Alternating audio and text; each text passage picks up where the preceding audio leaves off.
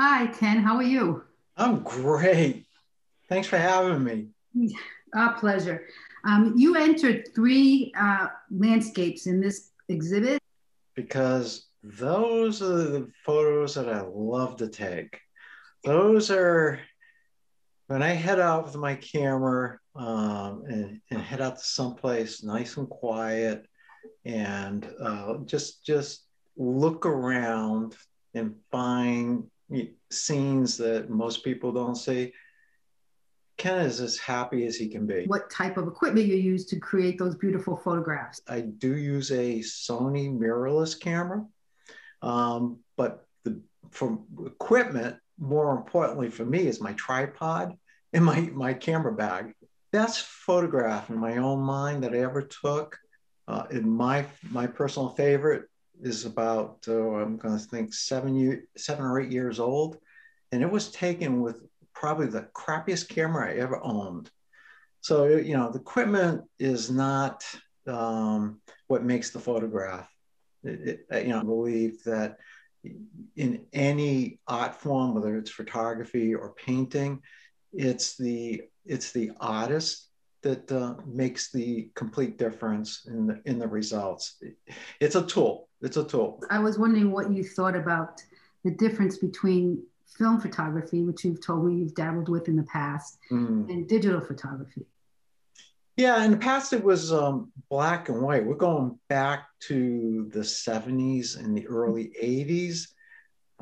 It was black and white. I, there's a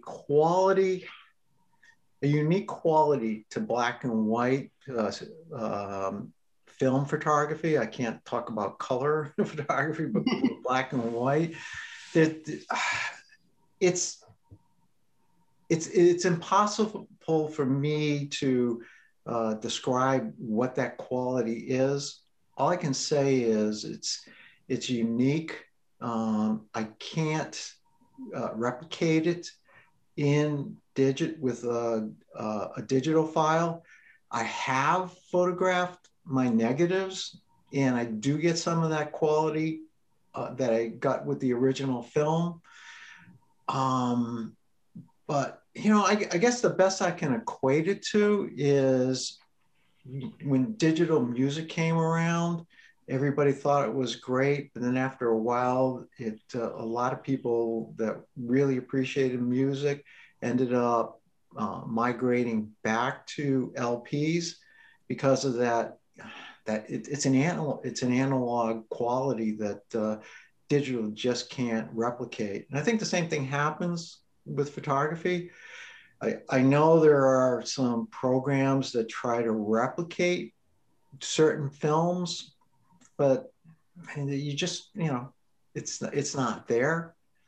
And I'm not saying one is better or, than the other. They're just different.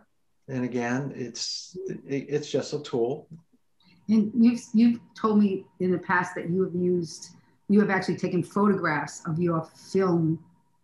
Yes, Right. yes. Yeah, When you took photographs of the negatives, how did you explain to me how you did that? just laid the negatives on a light table, Mhm. and then just took my digital camera and just filled the frame with the negative. And then when I take it into Lightroom, because it's a negative, I just need to turn it into a positive. So that's just a matter of changing the curve in Lightroom. You're one difference is when I processed, for instance, that image that got me into this guest spot was taken in color. Mhm. And when I converted it into a black and white, I still had the ability to change the colors that change the luminosity in the black and white image. With a black and white film, you do not have that. So it's much more limiting. When you look at the difference between what you had in film and just going into Lightroom or into a basic editing program, it's like, you've got so much at your hands in Lightroom. It's like if you can't make a good image in Lightroom, you have a bad image to start with. So, Well, let's take your image Sentinel. So when we talked earlier, you talked about the fact that you shoot in the RAW rather than just shoot JPEGs. Can you tell yes. me why you do that? Yeah. JPEG reminds me of the old days when I used to take my film down to the photomat. I don't know if anybody remembers what that was. And you get the image back, and it was like, okay, so what it is what it is, whether you like it or not. And there's nothing you can do with it. JPEGs are basically the same thing. They're processed in the camera, and each camera manufacturer determines what their JPEG image is going to look like. If after it uses whatever information it does to get that image, whatever it doesn't use, it tosses out. So if you take a JPEG into, say, Lightroom, and you want to edit it, and there's something that you don't like, if it happens to be some of the information that was tossed out, sorry, that's, you're stuck with it. So when you take a raw image into any photo editing software, it's just information. It's nothing other than data. It is. So when you bring it into, for instance, I'm going to use Lightroom as the example because that's what I use. When you bring it into Lightroom, what happens is it needs to interpret the data. Just like when you open let's say a Word document and you start typing on a blank document, there's a default paper size.